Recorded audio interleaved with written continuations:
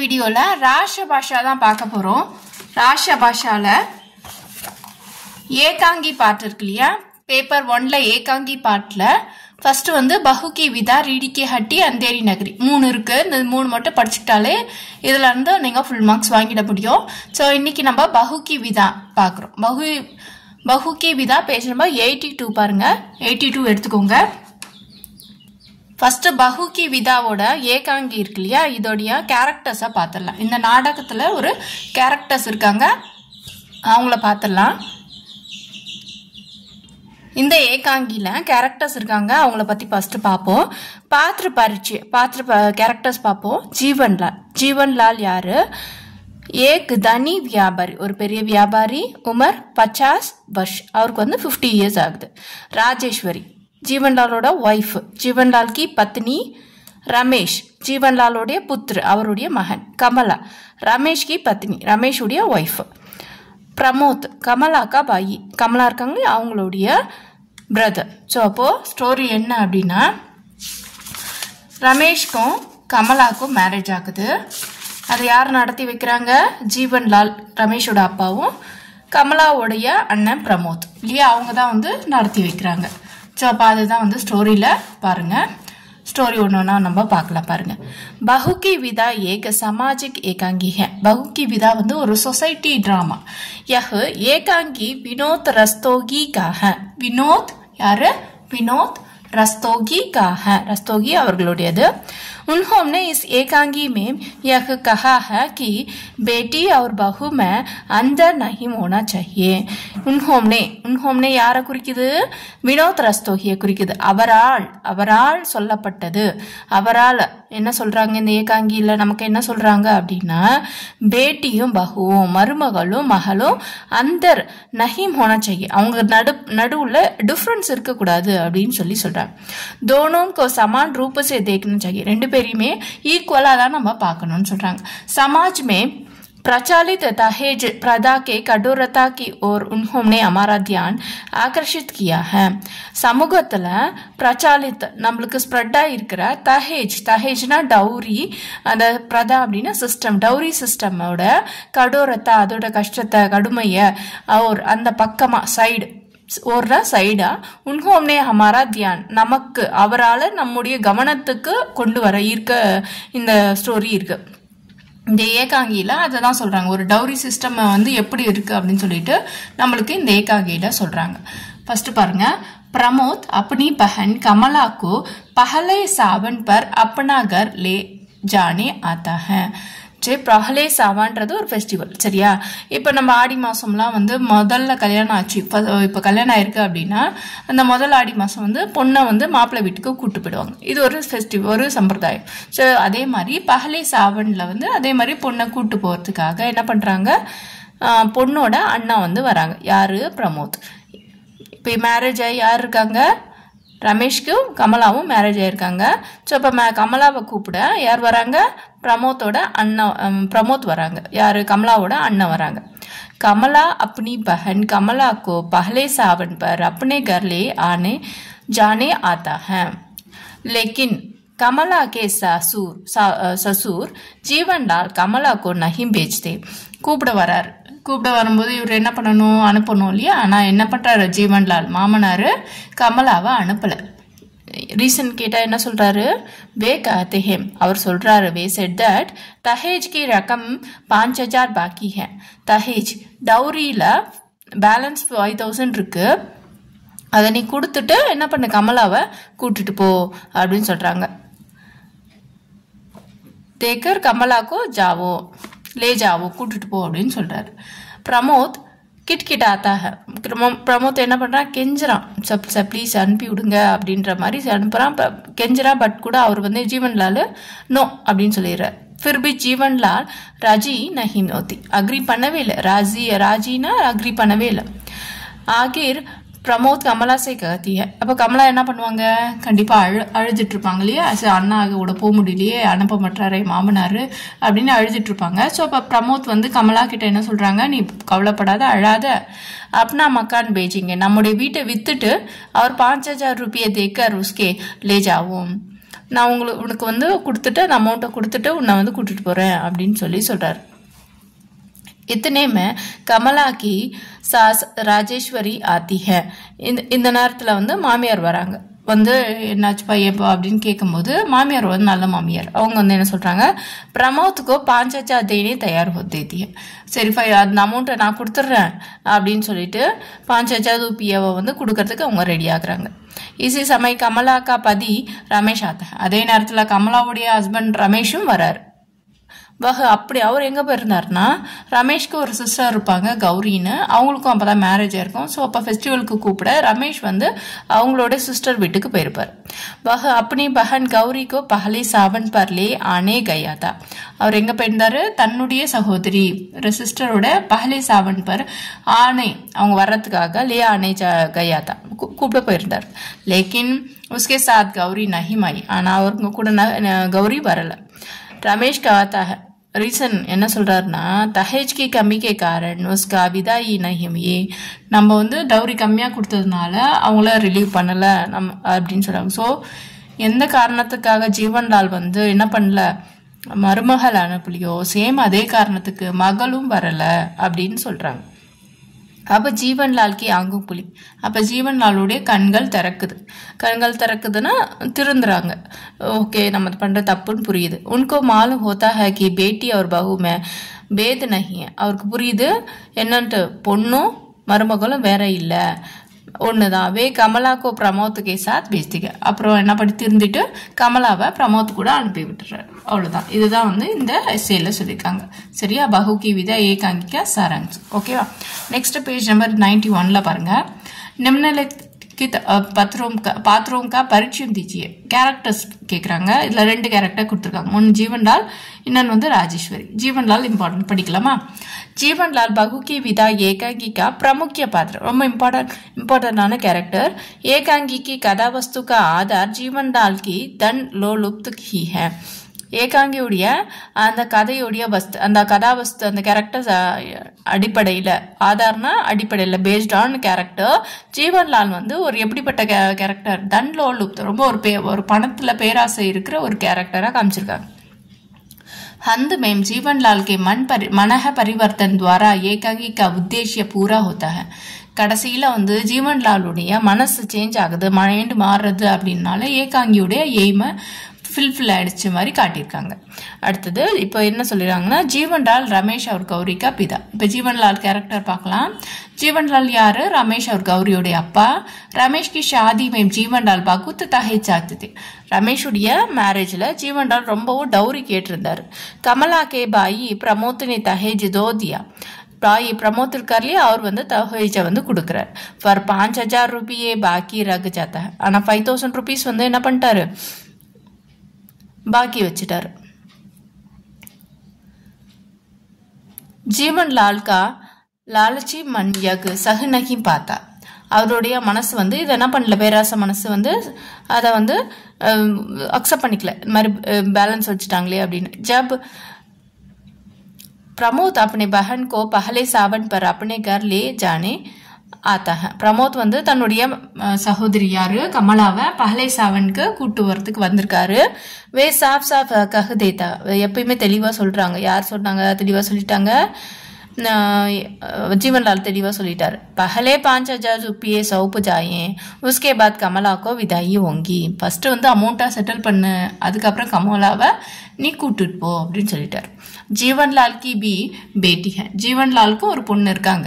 उनका नाम गौरी है. அவங்க பேர் வந்து கௌரி. उसकी भी शादी हो गई थी. அவங்களுக்கும் ஷாதி ஆயிடுச்சு, மேரேஜ் ஆயிடுச்சு. पहले सावन पर जीवनलाल अपनी बेटी आने बड़ी प्रतीक्षा में थे. பஹலே சாவன் அந்த ஃபெஸ்டிவலுக்காக ஜீவன்லாலுடைய மகள் வந்து கௌரி வருவாங்க அப்படின்ட்டு அவங்களுடைய வருகையை, அவங்க அரைவலை எதிர்பார்த்துட்டு இருக்காரு ரொம்ப ஆர்வமா, பொண்ணு வருவாங்க அப்படின்னு. कमला की विदाई जिस कारण से नहीं होती, उसी कारण से जीवनलाल के बेटी गौरी की भी विदा नहीं हुई. எந்த காரணத்தினால கமலாவை இவர் அனுப்ப மாட்டேன்னு சொன்னாரோ சேம் ரீசனுக்காக ஜீவன்லாலுடைய டாக்டர் கௌரியையும் அனுப்பல அப்படின்னு சொல்றாங்க. தபி உன்கோ சராஃபத் ஷடாஃபத் இன்சானிய ஆதி சீஞ்சம் ஜாததி அப்போதான் அவருக்கு வந்து டீசன்சி ஹியூமனிட்டி இது இந்த பொருள்லாம் வந்து அவருக்கு ஞாபகம் வருது. உன்கே கஹரோங்க சோட்டு லக்திக ரொம்ப ஆழமாக காயப்படுறாரு. இசை சோட்டுக்கா பரிணாம் உன்கா மண் பரிவர்த்தன் இதோட காயத்தோட விளைவு என்ன ஆகுது அப்படின்னா அவரோட மனசு சேஞ்ச் ஆகுது. வே மான்தே பேட்டி அவர் பகு மே வேது நகி அவர் வந்து திங்க் பண்ணுறாரு பொண்ணுக்கும் மருமகளுக்கும் டிஃப்ரென்ஸ் எதுவும் இல்லை எல்லாம் ஒன்று தான் அப்படின்னு சொல்கிறாரு. ஏன்னா எல்லாருக்கும் அடித்தா வர்றது ரத்தம் தானே, அடித்தா வலிக்கும் தானே. ஸோ அப்போ எல்லாருமே என்னது ஒன்று தான். வே கமலாக்கு உஸ்கே பாயி இஸ்கே சாத் பேஜ்திக்கு கமலாவை அவரோட பாயி கூட சேர்த்து அனுப்பி விட்றாங்க. அடுத்தது ராஜேஸ்வரி. ராஜேஸ்வரி என்ன சொல்கிறாங்க பார்ப்போம். ராஜேஸ்வரி பகு கி விதா ஏகாங்கிய பிரமுக்கிய பாத்திரம் ரொம்ப இம்பார்ட்டன்ட் கேரக்டரு.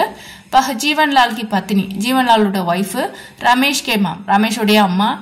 ஆம் தௌர் பர் सास अपने बहू के विषय में काफ़ी कठोर रख करती है. ஆம் தவறுனா பொதுவாக ஜென்ரலாக மாமியார் அப்படின்னாவே தன்னுடைய மருமகள் கிட்ட பகுனா மருமகள் கிட்ட அந்த விஷயத்தில் அவங்களோட விஷயத்தில் ரொம்பவும் கடுமையாக இருப்பாங்க. ஆமாம் தானே. ஆனால் இவங்க அப்படி கிடையாது. லேக்கின் ராஜேஸ்வரி உஸ்கா அபவாத் அவங்க அதை விட எக்ஸப்ஷன் இவங்க எக்ஸப்ஷன் கேஸ் இவங்க. ராஜேஸ்வரி மம்தா கா மூர்த்தி ரொம்ப ஒரு கருணையின் வடிவம்.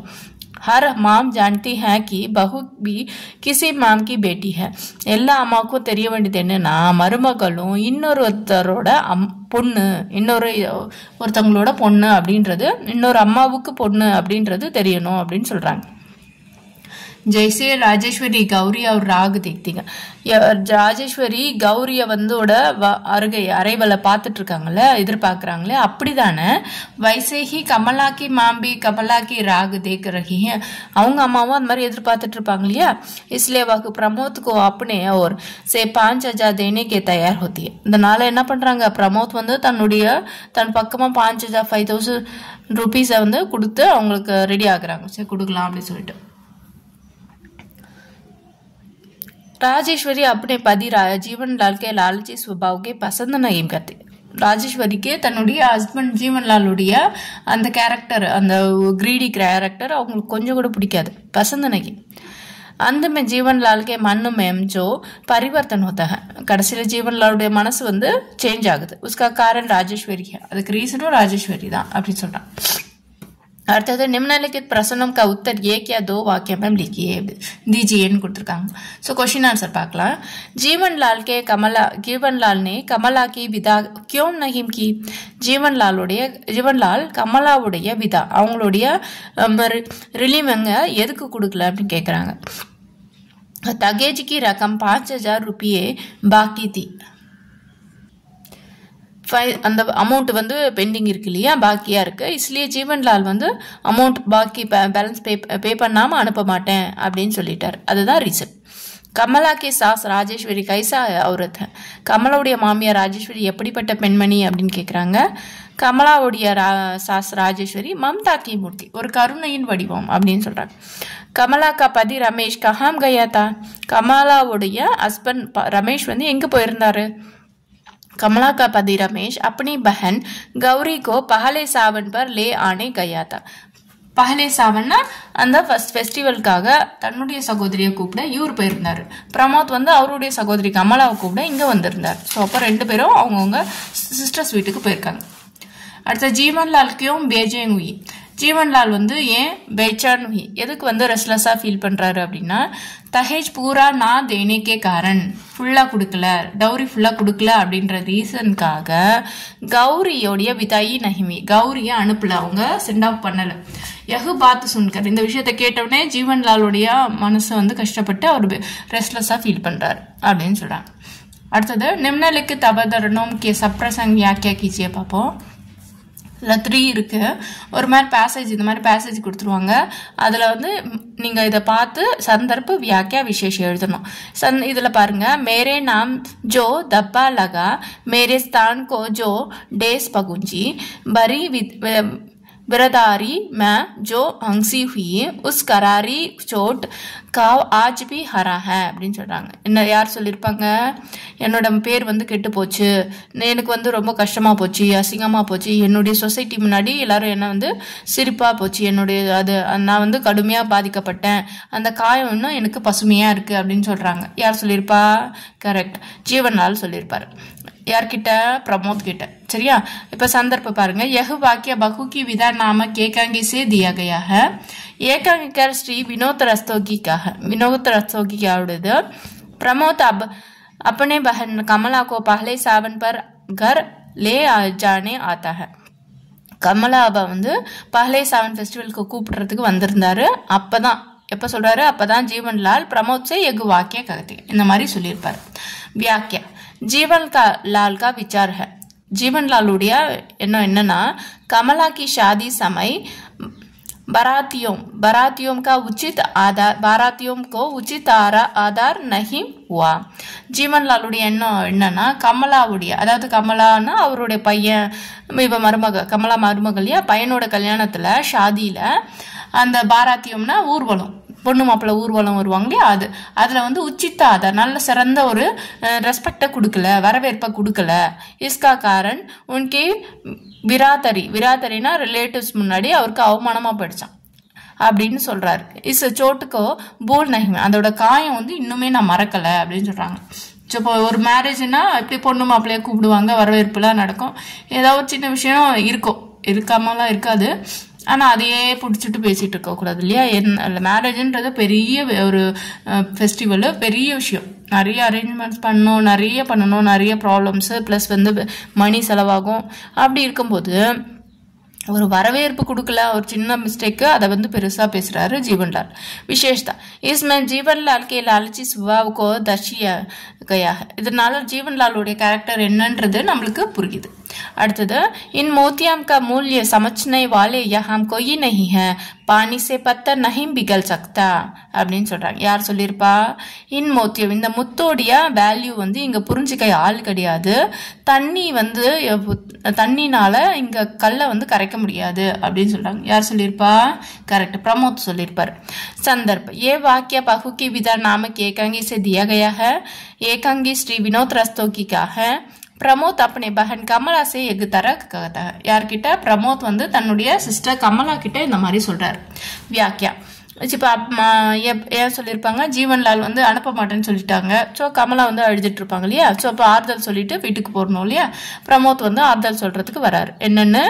व्याख्या जीवनलाल कहते हैं दहेज के बाकी रकम 5,000 रुपये देने के बाद कमला को ले जाओ பேலன்ஸை கொடுத்துட்டு நீங்க வந்து சிஸ்டரை கூட்டு போன்னு சொல்லிட்டாரு. அது சுன்க கமலா ரோத்தி. இதை கேட்டவுடனே கமலா அழறா. தப் பிரமோத் ககத்த. அப்போ பிரமோத் வந்து ஆறுதலா சொல்றாங்க, நீ வந்து அழறதுனால இந்த மக்கள், இங்க இருக்க மக்களுக்கு, லோகோங்க, இந்த மனுஷங்களுக்கு பத்தர் பண்டிகை மனசு வந்து கல்லா மாறிடுச்சு. ஏ तुम्हारा अंशु जैसे मोतियम का महत्व नहीं जानती है. உன்னோட கண்ணில் வர கண்ணீர் துளியோட முத்தோட வேல்யூ அவங்களுக்கு தெரியாது. நீ அதனால அழாத, இங்க இருக்க உங்க மனசெல்லாம் கல்லு, அழாதன்னு சொல்லி ஆறுதல் சொல்றாரு. விசேஷதா கடோர் ஹிருதய வாலேக்கே கருணா பாவ் திகாயி நஹிம் தேது. ரொம்ப கடுமையான ஹிருதயம், ரொம்ப ஹார்டா இருக்க மைண்ட் இருக்கவங்களுக்கு கருணான்ற கேரக்டர்ஸ் வந்து இருக்கவே இருக்காது. உஸ்கா உல்லேக என்மை. இதை வந்து குறிப்பிட்டு இதுல சொல்லியிருக்காங்க. அடுத்தது माम झूठ बोलते हो, मैं उन्हें अच्छी तरह जानती हूँ, इंसान से ज्यादा प्यारा उन्हें पैसा है அப்படின்னு சொல்றாங்க. யார் சொல்லியிருப்பா? ஆமா, ராஜேஸ்வரி சொல்லியிருப்பாங்க. யார்கிட்ட? பிரமோத் கிட்ட. இப்போ அம்மா கிட்ட பொய் சொல்லாத, மே உண்மை அச்சி தரக் ஜான், நான் அவரை பத்தி எனக்கு நல்லா தெரியும், மக்களை விட, பசங்களை விட அவருக்கு பைசா தான் முக்கியம் அப்படின்றது யார் சொல்லியிருப்பா? ராஜேஸ்வரி. संदर्भ ये वाक्य बहू की विदा नामक एकांगी से दिया गया है. एकांगी का श्री विनोद रस्तोगी है. ராஜேஸ்வரி பிரமோத் से यह इस तरह कहती है. பிரமோத் கிட்ட இந்த மாதிரி சொல்லியிருக்காங்க. வியாக்கியா ராஜேஸ்வரி பிரமோத் சே பூச்சி है ராஜேஸ்வரி பிரமோத் கிட்ட கேக்குறாங்க என்னப்பா ஆச்சு கமலா வீட்டுக்கு கூட்டு போறியா ஜீவன்லால் என்ன சொன்னாரு மாமனாரு அப்படின்னு கேக்குறாங்க அப்போ வந்து இவங்க பதில் சொல்றாரு कमला के विदा के बारे में जीवनलाल ने क्या कहा அவ வந்து ரிலீவ் அது கூட்டு போறதுக்கு என்ன சொன்னாருன்னு கேக்குறாங்க அப்ப பிரமோத் வந்து ஜவாப் தேனேக்கே ஹிஜக்தா है அவர் சொன்னதை சொல்றதுக்கு தயங்குறாரு எப்படி சொல்ல முடியும் அப்படின்னு சொல்லிட்டு தயங்குறாரு தோ ராஜேஸ்வரி சமஜ் தேத்தி அப்ப ராஜேஸ்வரிக்கு வந்து புரிஞ்சிருச்சு அப்பதான் வந்து அம்மா கிட்ட போய் சொல்லாத எனக்கு அவரை பத்தி தெரியும்னு சொல்றாங்க अपने पति के धन लोलुप्त अच्छी तरह जानते थे அவருடைய பேராசை குணம் வந்து அவங்களுக்கு நல்லாவே தெரியும் वह कहती है जीवनलाल के इंसान से उतना प्यार नहीं करते जितना पैसा से करते அவர் வந்து ஜீவன்லால் வந்து இவ்ளோ அன்பு வந்து பசங்க மேல கூட இருக்க மாட்டாரு பைசா மேல தான் வைப்பாரு அப்படின்னு சொல்லி இந்த டயலாக்கை இவங்க சொல்றாங்க विशेषता इसमें राजेश्वरी के मात्र हृदय ये न्याय स्वभाव का परिचय मिलता है ஹஸ்பண்டா இருந்தாலுமே தப்பு தப்பு தான் அப்படின்னு சொல்லிட்டு ஒரு கருணையான ஒரு இருதயத்தோட அவங்க பேசுறது நல்லா இருக்கு இல்லையா ஸோ அப்போ இது தேர்ட் ஒன்று ஸோ அப்போ உங்களுக்கு இருக்கிறது வந்து 3 தான் இதுல இருந்து எனி ஒன் கண்டிப்பா கேட்பாங்க ஸோ அப்போ ஒரு லெசன் முடிக்கும் போதே என்ன பண்ணுங்க படிச்சிருங்க சரிங்களா வீக்லி ஒன்ஸ் வந்து டெஸ்ட் எழுதிடுங்க டெஸ்ட் எழுதிட்டீங்கன்னா கரெக்டா வந்து முடிஞ்சிடும் சரியா நெக்ஸ்ட் லெசன்ல பார்க்கலாம் தன்யவாத்